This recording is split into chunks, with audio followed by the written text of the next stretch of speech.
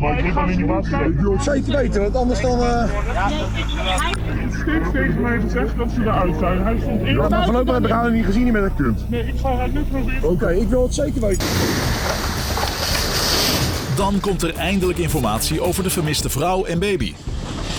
Ik hoor niet dat er waarschijnlijk nog een vrouw en een kind bij binnen zit. Dat betekent goed nieuws voor bevelvoerder Erik. Maar of ze daadwerkelijk bij de buren zitten, moet eerst door de politie worden gecontroleerd.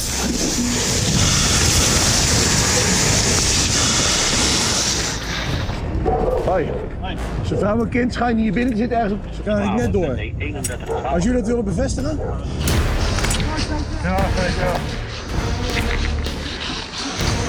Links gelijk, hier naar links even omhoog.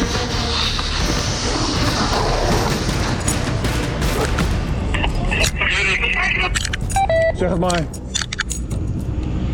Man, vrouw en kind zijn buiten. Ja, man, vrouw en kind zijn buiten, dus dat betekent dat er niemand meer binnen zit. Ja. Dat is heel goed nieuws. Nu kan de brandweer aan twee kanten van het pand zich volledig storten op het uitmaken van de brand. Zijn het houten vloeren en zo? Ja, dat denk ik wel. Dat is een heel oud pand breedpikken. De manschappen kunnen niet verder de tuin in. Dat ligt namelijk volledig met puin bezaaid. Voorlopig denk ik al naar binnen door. Dat is echt zo'n vertering zo.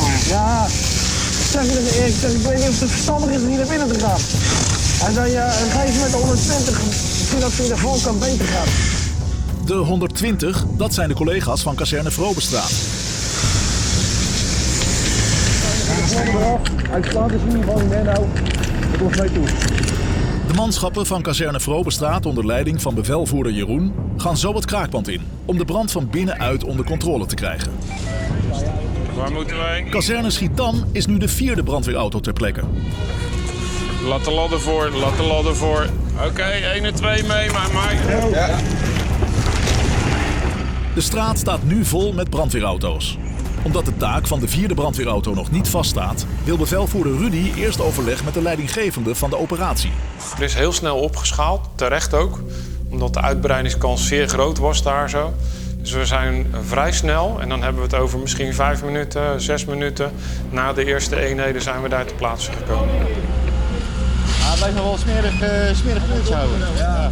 Dat vieze kleurtje van die rook betekent dat er heel veel gassen nog vrijkomen, zeg maar. Uitdampen van bepaalde kunststoffen of ellende die daar eventueel ligt te smeulen en te branden. Erik, wij zien aan de achterkant dat hij ook in de kelder brandt. Dus voordat de 120 aan de voorkant naar binnen gaan, moeten ze beseffen dat het onder de vloer ook brandt. Ja, geef het door aan de 120. Ja. We kijken hoe die ineens terechtkomt, ja. Ja, waarschijnlijk zijn ze binnen aan het blussen. Oh ja, dat zou kunnen. Wanneer er meerdere brandweerauto's bij een incident zijn betrokken, komt er een officier van dienst. Die neemt de leiding van bevelvoerder Erik over, die het eerst ter plekke was. Voordat het zover is, moet alle informatie worden overgedragen. Hoe is de staat van het gebouw? Ja, dat is waarschijnlijk heel slecht, maar dat weten we niet. Oké. Maar je zou even kijken, het is een kraakband, dus... Zitten hier er al mensen binnen?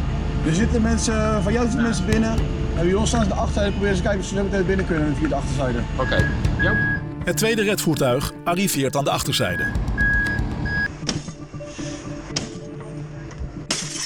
Bevelvoerder Rudy van kazerne Schiedam heeft als taak gekregen om de naastgelegen panden op doorslag te controleren.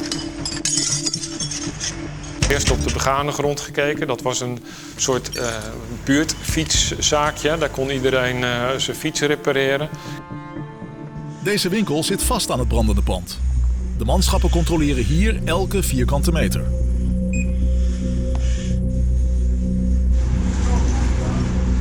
De deur ernaast biedt toegang tot de woningen boven de fietsenwinkel en zijn deels door krakers bewoond.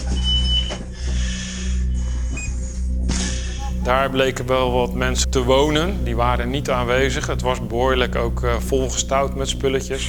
Daarbij een hele grote vuurlast. Heel slecht scheiding tussen 2 woningen, waardoor die heel snel kan doorslaan. Aan de achterkant staat de kelder nog steeds in brand. Het lukt echter niet om deze ruimte binnen te dringen. Eerst moeten ze zich een weg door allerhande spullen zien te banen.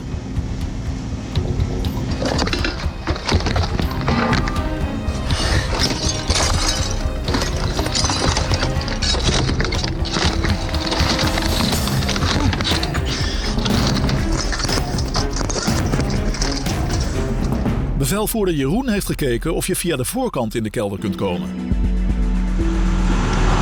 En?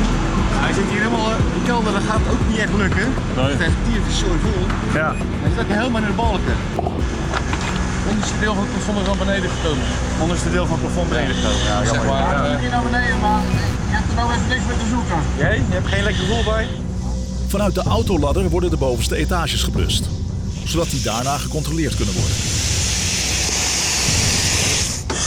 Alle mogelijkheden om in de kelder te komen worden onderzocht.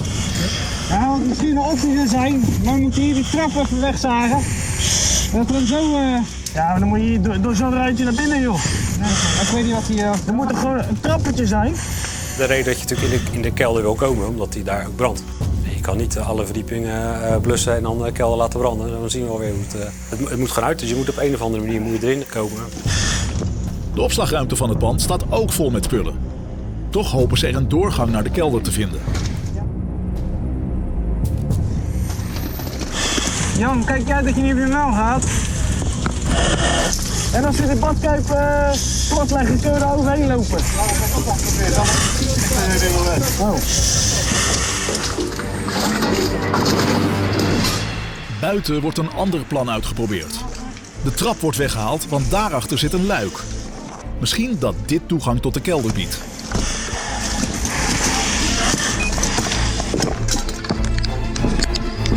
En ze loopt allemaal zo achter, joh. Wat zijn die steeds?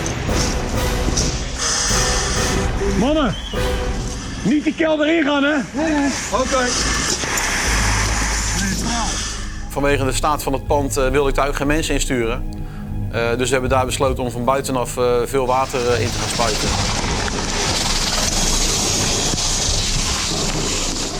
Erik, doe even aan de 120 dat we hier boven gaan blussen. Hier en daar is in de balken van het plafond nog open vuur te zien. Om dat uit te maken gaat brandweerman Jan voorzichtig naar binnen.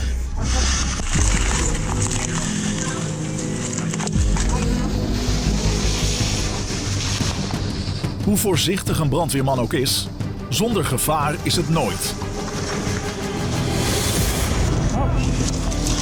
Jan, ga op! Jan zakt door een gat in de vloer. Kom eens weg, Jan. Gelijk wegwezen daar zo. Als je gewoon op een normale vloer loopt waar niks aan de hand is en je zakt daar doorheen, dan wordt het wel tijd om lekker niet meer naar binnen te gaan. Zeg maar. Heb je het leuk gevonden, hè? Dat is gelijk ja. En Jan, als je dat nog een keer doet, neem dan die straal mee. Dan kan je hem gelijk uitmaken. En ja, je doet het zo voorzichtig mogelijk. En soms gaat het wel eens mis. Jan heeft geluk. Hij heeft geen verwondingen aan zijn val overgehouden. De vloer in het pand is gevaarlijk en het vuur in de kelder nog niet uit. Die stoom er hier uit. Dus volgens mij zaten er ook aan de buitenkant ook wat scheuren in de muur, zeg maar. Dus we waren helemaal niet zo happig om vanaf die kant hier naar binnen te gaan. Met de ventilator wordt de rook uit de kelder geblazen en krijgen ze zicht op de situatie. Nu blijkt er onderweg naar de kelder achter een deur nog een afgesloten ruimte te zitten. Dat is nog best een afstand, hoor. Dick, Ja. het is te ver weg om met een slooppak erbij te komen. We hebben een alternatief eventueel. Ja, zeg maar. Is een ladder neerleggen. Even eenmaal op die ladder. En dan met een slooppak erbij. Maar dan moet je toch iets onder het pand zitten dan. Ja, er is al een partij water en de elektro is er nog niet af. Nee hoor. Nee, we dachten dat hij geblokt was. Of niet geblokt, maar er steeds in die zeggen hij is niet afgeblokt. Oh, nou dan ga ik niet in het water staan. Nee, juist. Ja. Zelfs al wordt de elektriciteit door de leverancier van het pand afgehaald, dan is het in een kraakpand nooit helemaal zeker of het werkelijk stroomvrij is. Vaak wordt stroom natuurlijk op illegale wijze verkregen. Van een lantaarnpaal of ergens anders van een leiding wordt het afgetapt. Dus daar moet je heel bedacht op zijn dat er niet stiekem nog stroom op staat. Een grote hoeveelheid water, mogelijk in combinatie met stroom en gas, maakt de aanwezigheid in het pand gevaarlijk. Er wordt een gat in de vloer gezaagd om toegang tot de kelder te verschaffen.